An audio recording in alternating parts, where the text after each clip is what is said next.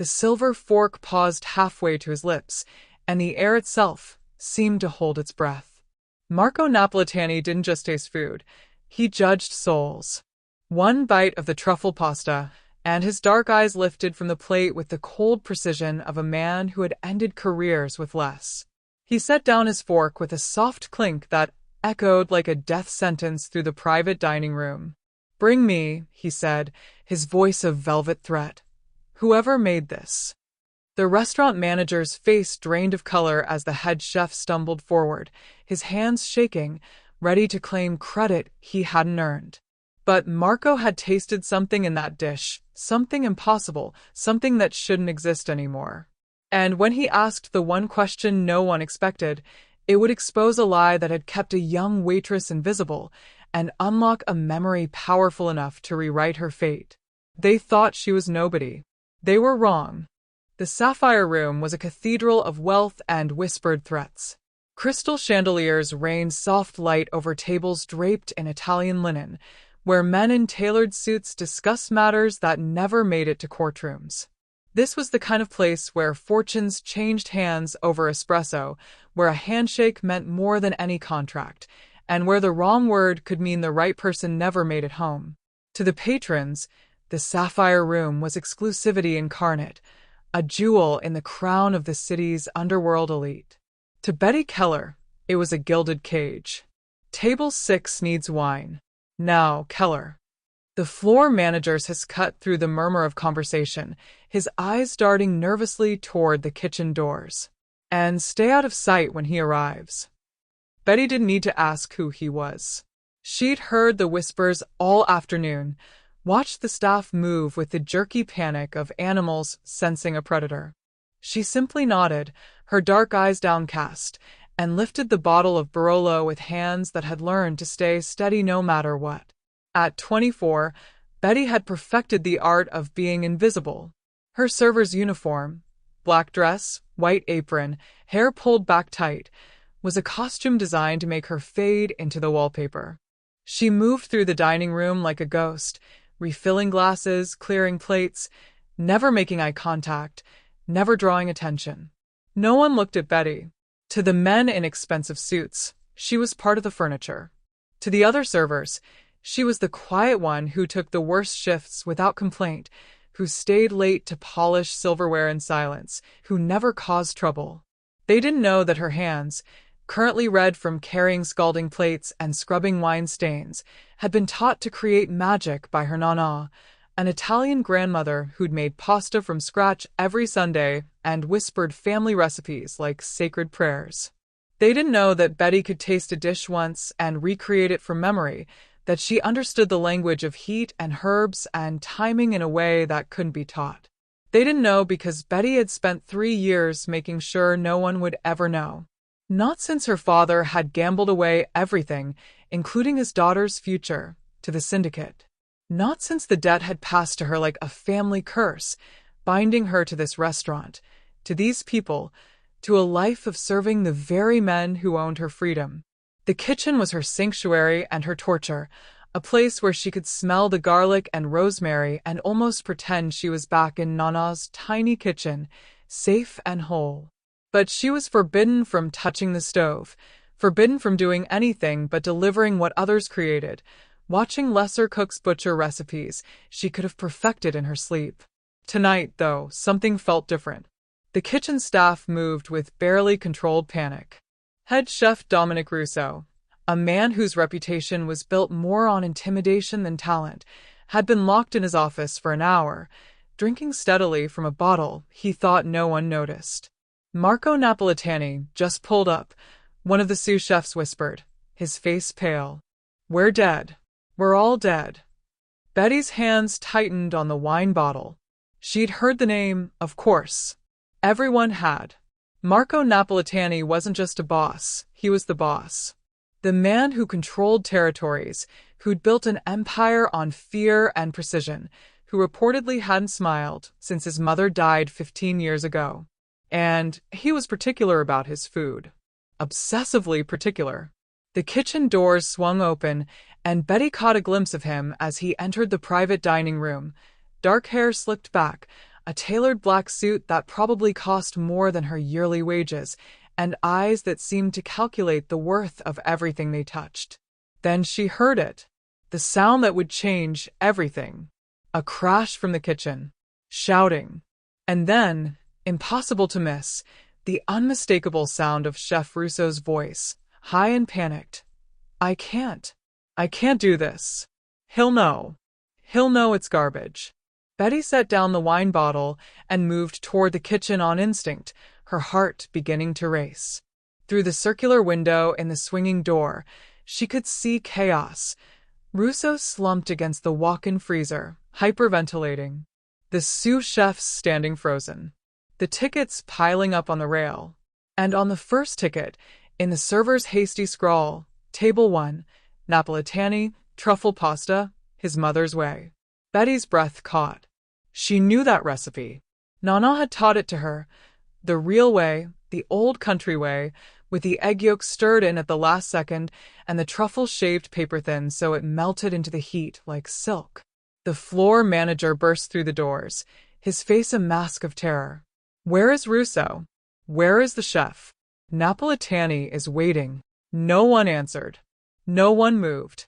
And in that moment, Betty Keller realized that the only way to save this night, and possibly her own life, was to do the one thing she'd sworn never to do again. Step into the light. And cook. Betty's alarm screamed at 4:47 a.m., 3 minutes before she'd set it. She was already awake. The apartment was a shoebox in the worst part of the city, peeling wallpaper, a radiator that clanged like a dying animal, and a window that overlooked a brick wall so close she could touch it. But it was hers. Barely. She pulled on her uniform in the dark, her fingers moving through the familiar routine. Black dress. White apron. Hair pulled back, so tight it made her scalp ache. The uniform of invisibility. On the counter sat the envelope, the one that arrived every month like clockwork, with her father's debt printed in cold numbers. $43,000 remaining. At her current wage, working double shifts 6 days a week, she'd be free in approximately 4 years. If she never got sick. If she never missed a shift. If she never lived. Her father's voice echoed in her memory. Just one last game, Betty girl. I can feel it. Our luck's about to turn. Their luck had turned, all right. Straight into the gutter. She made coffee in the battered mocha pot Nana had given her, the only thing she'd kept when the creditors came. As the espresso bubbled and hissed, she closed her eyes and let herself remember. Sunday dinners, flour dusted across marble counters, Nana's weathered hands guiding hers through the rhythm of kneading, folding, shaping. Cooking is love made visible, mia cara. You feed the body, but you nourish the soul. Betty opened her eyes and poured the coffee. There was no time for memories. No time for dreams of what she could have been. The Sapphire Room opened at 11, but prep started at 6. She'd be there early, as always, scrubbing the floors that other people walked on, polishing the silver that other people used, watching other people create art in a kitchen she was forbidden to touch. She drank her coffee standing at the window, staring at the brick wall that blocked out the sun. For more years. She could survive 4 more years. She had to. The Sapphire Room operated on a delicate balance of choreographed perfection. Servers glided between tables with synchronized precision. Crystal clinked softly against crystal. Conversations hummed at a volume that suggested sophistication, deals made in euphemisms and meaningful glances. Then Marco Napolitani walked through the door, and the entire ecosystem collapsed. It started with the hostess. Gianna, a woman who'd turned away celebrities without blinking, went rigid, her professional smile freezing into something closer to a grimace. Her hand trembled as she reached for the private dining room keys. Mr. Napolitani, she managed, her voice thin. Your table is ready. He didn't acknowledge her. He simply moved forward, and the crowd parted like water around a shark. Betty watched from her position near the service station, her arms full of freshly polished wine glasses. She'd never seen him in person before, only in the newspaper photographs that made him look almost civilized. The reality was different. Marco Napolitani wasn't tall, maybe 5'10", but he commanded space like a man twice his size. His black suit was immaculate, tailored to eliminate any softness, any vulnerability. Dark hair swept back from a face that could have been handsome if it weren't so carefully blank. No smile, no warmth, just the cold assessment of a man who calculated value in everything he saw. Two men flanked him, their hands resting casually near their jackets in a way that made Betty's stomach tighten. The floor manager appeared from nowhere, his face slick with sweat despite the air conditioning. "Mr. Napolitani, such an honor. We've prepared the Tuscany room exactly as you requested. Chef Russo has personally." Marco's hand came up, a minimal gesture that silenced the manager mid-sentence. He spoke quietly, but his voice carried. "I'll have the truffle pasta, the way my mother made it. If your chef doesn't know what that means, I suggest you find someone who does." He disappeared into the private dining room, his guards following like shadows. The floor manager stood frozen for 3 full seconds. Then he ran toward the kitchen, and Betty knew, tonight, someone's world was going to end. If you're hooked on Betty's story, show some love. Like this video, drop a comment telling us what you think will happen next, and subscribe so you don't miss a single moment of this journey. Your support means everything. Betty had seen Chef Dominic Russo intimidate grown men to tears. She'd watched him throw plates, scream obscenities that would make a sailor blush, and once, memorably, stab a cutting board so hard the knife stuck straight up like Excalibur. She'd never seen him afraid. Until now. His mother's recipe? Russo's voice cracked on the word mother. He stood at the pass, gripping the metal shelf so hard his knuckles had gone white. How the hell am I supposed to know what his dead mother cooked? The floor manager's face had gone from red to purple to an alarming shade of gray. "You told me you trained in Italy. You said you knew authentic." "I spent 3 months in Rome sleeping with a pastry chef and stealing her recipes." Russo's voice pitched into a register Betty had never heard before. "I don't know any dead Mafia mother's secret pasta recipe." The kitchen had gone silent. 12 staff members stood frozen, watching their tyrant unravel. Russo's hands started shaking. He grabbed a ticket off the rail, stared at it like it was written in hieroglyphics, then crumpled it and threw it at the nearest sous chef. You do it. Figure it out." "Chef, I don't. Figure it out." But no one moved. The sous chefs exchanged panicked glances. The line cooks stared at their stations. Even the dishwasher had stopped spraying and was watching the disaster unfold. Betty stood in the doorway, her heart hammering against her ribs. She could see it all unfolding like a slow-motion car crash.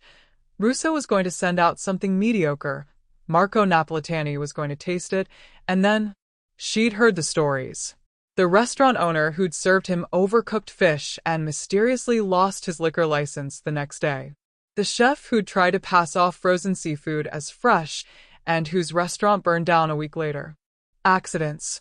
Everyone said, but nobody believed it. Russo stumbled backward, his hand clutching his chest. I can't breathe." The floor manager grabbed him. "Chef, pull yourself together. He'll know," Russo gasped. "He'll know it's wrong, and he'll—" He didn't finish. His legs buckled, and 2 sous chefs caught him before he hit the tile. They half-carried, half-dragged him toward the walk-in freezer as he hyperventilated into his hands. The kitchen descended into chaos. Voices overlapped, rising in panic. "Who's going to cook it? We need to call someone. There's no time. We're dead. We're all dead."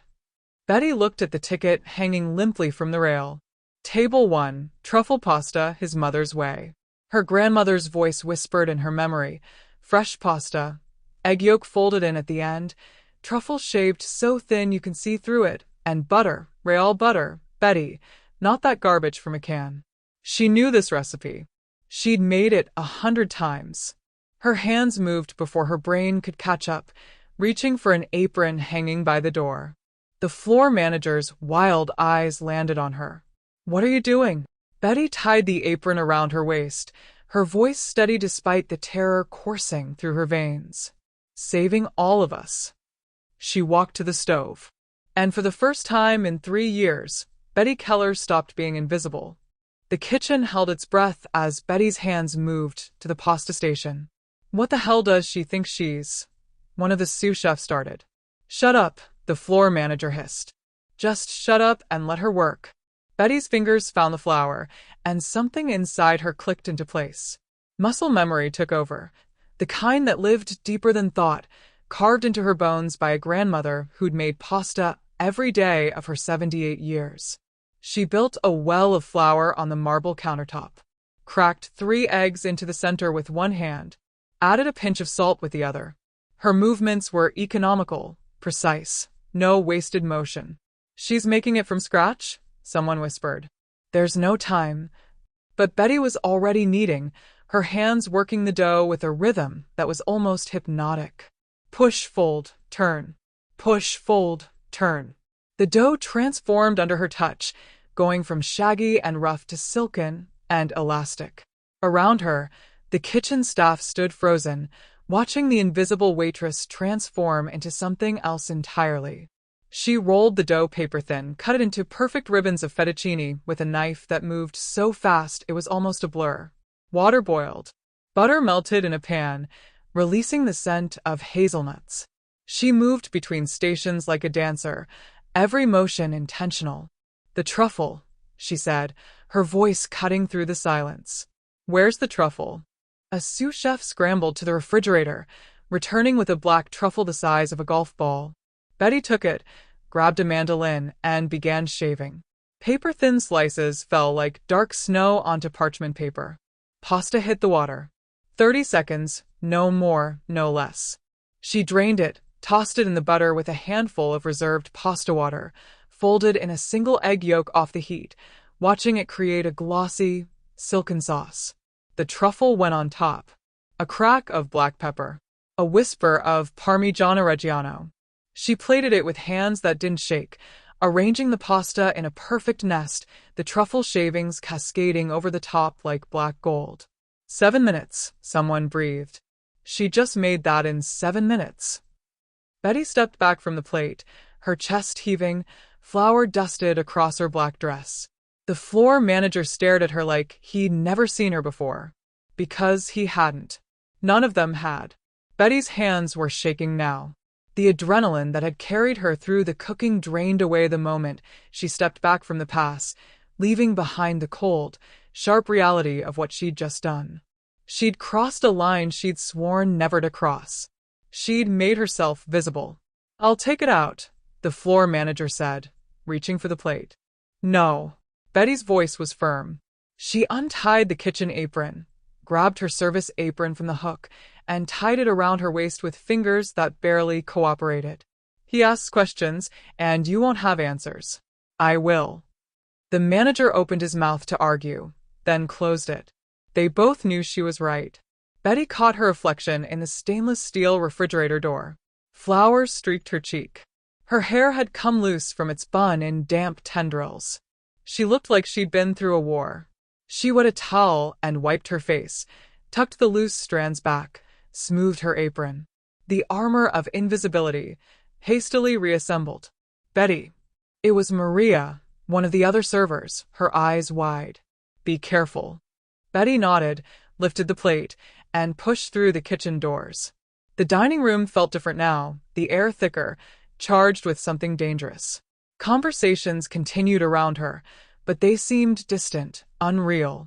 All she could focus on was the closed door to the Tuscany room at the far end of the restaurant. Her feet carry her forward on autopilot. Left foot, right foot. Don't drop the plate. Don't think about who's behind that door. She reached the door. Knocked twice, soft but clear. Enter. The voice was quiet, but it went through her like a blade. Betty turned the handle and stepped into the lion's den. The Tuscany room was intimate. One table, set for one. Marco Napolitani sat with his back to the wall, positioned so he could see both the door and the window. His guards flanked the corners, their eyes tracking her every movement. Marco's gaze lifted from his phone and settled on her. Really looked at her, maybe for the first time. Betty's throat went dry. She crossed the room, set the plate down in front of him with hands that had learned not to tremble, and stepped back. "Your truffle pasta, sir." Marco said nothing. He simply stared at the dish, then at her, his dark eyes unreadable. And Betty realized her fate was about to be decided by a single bite. Ugh. This is getting intense. If you're on the edge of your seat wondering what happens next, smash that like button, drop a comment with your predictions, and subscribe to see if Betty's gamble pays off. Trust me, you won't want to miss what comes next.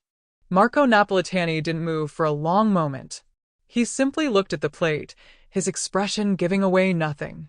Betty stood 3 feet back, her hands clasped behind her to hide their shaking.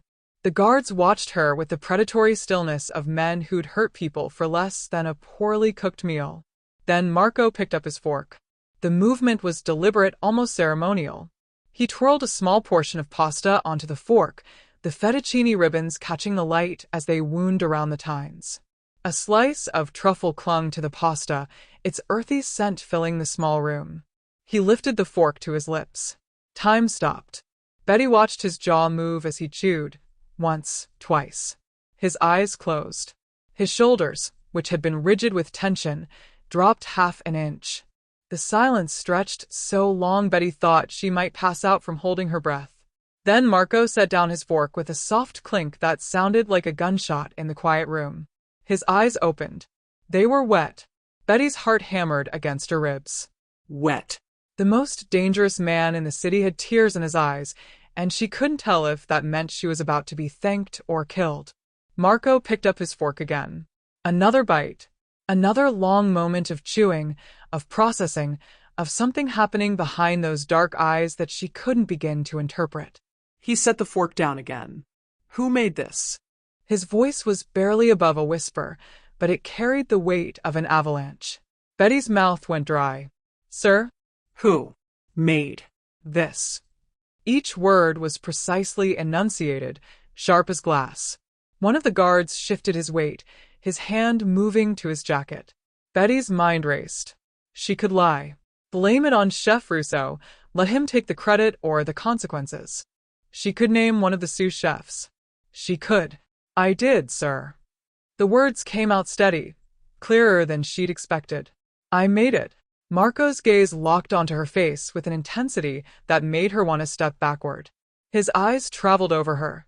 The waitress uniform, the flowers still dusted on her sleeve despite her attempts to clean up, her hands that bore the faint pink marks of kitchen burns. "You." It wasn't a question. It was an accusation. "Yes, sir." The waitress. "Yes, sir." Marco leaned back in his chair, his fingers steepled in front of his mouth. For a long, terrible moment he said nothing. Then, "Sit down." Betty blinked. "Sir?" "I said sit." He gestured to the chair across from him. "Now." Betty's legs moved before her brain could process the command. She sank into the chair, her back straight, her hands folded in her lap. Marco studied her like she was a puzzle he couldn't quite solve. "Where did you learn to make pasta like this?" The truth sat on her tongue, dangerous and inevitable. "My grandmother, sir. She was from Tuscany. She taught me everything she knew." Marco's jaw tightened. He picked up his fork again, took another bite, his eyes never leaving her face. "What's your name?" "Betty." "Betty Keller." "Betty Keller." He repeated it like he was committing it to memory. "Do you know what you've done?" Betty's heart stopped. I cooked pasta, sir."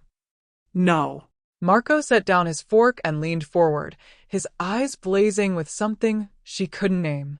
"You brought my mother back from the dead." Marco's words hung in the air like smoke. "You brought my mother back from the dead."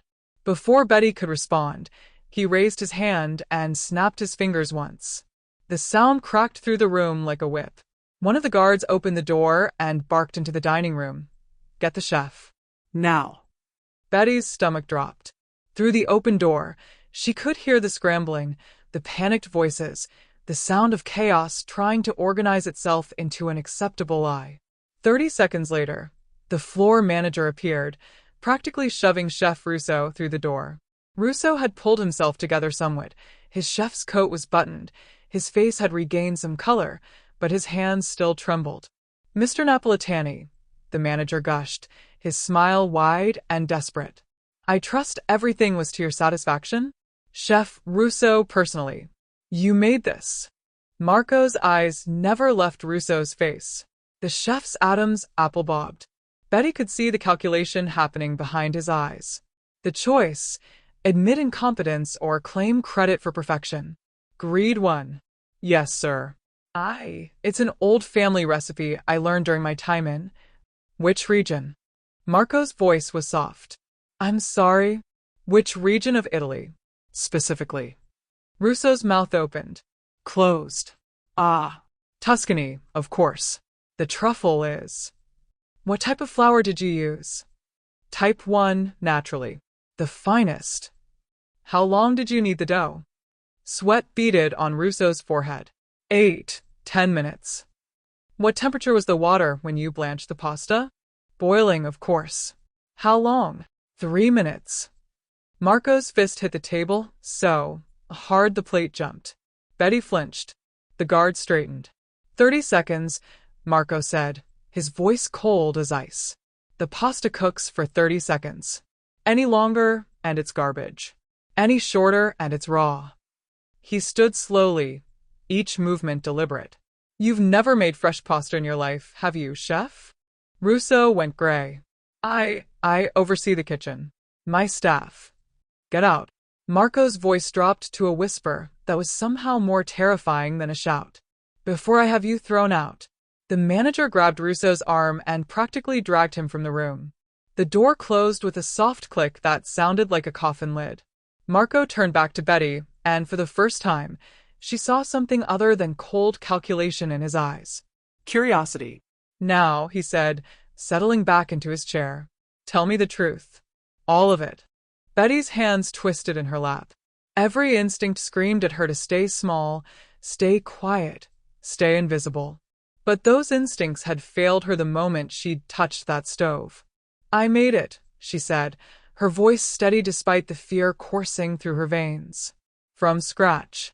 7 minutes, start to finish." Marco's expression didn't change. "Why?" "Because your chef was having a panic attack in the walk-in freezer, and someone had to cook." The words came faster now, tumbling out like a confession. "Because I knew the recipe. Because my grandmother taught me, and I've made it 100 times, and I couldn't just stand there and watch this place fall apart." "Your grandmother?" Marco leaned forward. "From Tuscany." Yes. "A small town outside Siena. She came to America when she was 19, but she never stopped cooking the old way. Real pasta, real ingredients, nothing from a box or a can." One of the guards shifted, and Betty caught the movement from the corner of her eye. Her pulse spiked.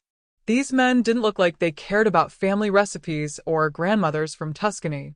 But Marco raised a hand, a small gesture that froze the guard in place. "The egg yolk," Marco said quietly. "When did you add it?" "Off the heat. After the pasta and butter emulsified with the pasta water. If you add it while it's too hot, it scrambles." "The truffle." "Shaved thin enough to see through. It melts from the residual heat and releases the aroma. If you cook it, you kill it." "The pepper." "Fresh cracked. Black. Just enough to wake up the truffle without overwhelming it." Marco's eyes hadn't left her face. "The salt." Betty hesitated. This was the detail her grandmother had whispered to her like a secret. "You don't need much. The pasta water is already salted, and the cheese brings its own. Most people oversalt truffle dishes and ruin them." Something flickered across Marco's face, recognition, maybe, or memory. He stood abruptly, and Betty's breath caught. He circled the table slowly, like a predator evaluating prey, until he stood directly in front of her. "Stand up." Betty rose on shaking legs. Marco studied her for a long moment, his dark eyes searching her face for something she couldn't name. Then he pulled a folded piece of paper from his inside jacket pocket and held it up. Betty's blood turned to ice. She recognized that paper. The letterhead. The numbers printed in cold, Merciless Inc. Her debt contract. Betty Keller. Marco read aloud. $43,000. Inherited from Francis Keller, deceased. Terms. Weekly payments until satisfied, with interest accumulating at. He stopped reading and looked at her. This is you. It wasn't a question. Yes, Betty whispered. Marco held her gaze for 3 heartbeats. Then he tore the contract in half. Did that just happen? If your jaw just dropped, you're not alone. Hit that like button, leave a comment telling us how you're feeling right now, and subscribe because the finale is going to blow your mind. Betty stared at the torn paper in Marco's hands, her mind refusing to process what she was seeing. I don't understand. Marco let the pieces fall to the table like snow. My mother died when I was 15. Cancer. It took her slowly. His voice was quiet, almost gentle, a tone Betty had known he was capable of. The last thing she made me before she got too weak to stand was this pasta. This exact pasta. He picked up his fork, took another bite, his eyes closing briefly. I've been to every Italian restaurant in the city. In this country. I've flown to Italy and eaten in Michelin-starred establishments and tiny trattorias in villages that don't appear on maps. I've paid chefs fortunes to recreate this dish. He set down the fork. They all failed. Because they were trying to impress me. They added cream, or wine, or expensive ingredients that didn't belong. They performed instead of cooking. He looked at Betty, and she saw grief there, raw and ancient. But you didn't know who you were cooking for. You just knew someone needed to be fed, and you knew how to do it right. You cooked with, his voice caught, with love, the way she did. Betty's eyes burned. I'm sorry. I'm so sorry you lost her. Marco shook his head. Don't apologize. Thank you for giving me one more meal with my mother. He picked up the torn contract pieces and walked to a decorative fireplace in the corner of the room.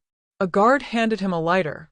Marco set the papers aflame and dropped them into the grate, watching them curl and blacken into ash. Your debt is paid. In full. Betty's knees nearly gave out. That's $43,000. It's nothing. Marco turned back to her. Money I'll make back before midnight. But what you gave me. He gestured to the nearly empty plate. That's priceless. The room spun. Betty gripped the back of the chair to steady herself. There's more, Marco said. I'm opening a private estate. A place where I can entertain associates. People who need to be reminded that I'm not just a businessman, that there's culture and refinement in our world. I need a chef. Not someone trained in fancy schools who'll try to innovate. Someone who knows food the old way. The real way. He stepped closer to her, his eyes intense. I'm offering you a position. My private chef. Salary. $200,000 a year. Private quarters on the estate. Complete autonomy in your kitchen. You cook what you want, how you want. The only rule is that you cook from your heart, not from a playbook. Betty couldn't breathe. 200. And one more thing.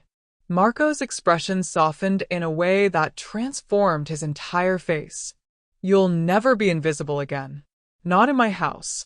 Not anywhere. Those days are over, Betty Keller. He extended his hand. Betty looked at it, calloused, adorned with a gold ring that probably cost more than her old apartment, the hand of a man who'd built an empire on fear and precision. The hand offering her freedom. She took it. When do I start? Marco's lips curved into something that almost resembled a smile. Tonight. You're coming with me. We'll send someone for your things. He glanced at the plate, at the last few ribbons of pasta. I have 15 years of missed dinners to make up for. And I have a feeling you're exactly the person to help me remember what home tastes like. As Betty followed Marco Napolitani out of the sapphire room, past the stunned staff and the gaping manager, past the kitchen where she'd scrubbed floors and stayed invisible for 3 years, she felt something she hadn't felt since her grandmother died. Hope. And for the first time in her life, Betty Keller walked through those doors not as someone who served, but as someone who mattered. The debt was paid. The cage door was open. And the girl who'd learned to disappear was finally, beautifully, impossibly seen. Wow. What a journey! Betty went from invisible waitress to private chef for a mafia boss in the most unexpected way possible. Tell us in the comments, would you have taken Marco's offer? What was your favorite moment? And if this story moved you, please hit that like button and subscribe. We have so many more incredible stories coming your way. Thank you for reading Betty's story with us. Until next time, remember, sometimes the most extraordinary destinies are hidden in the most ordinary moments.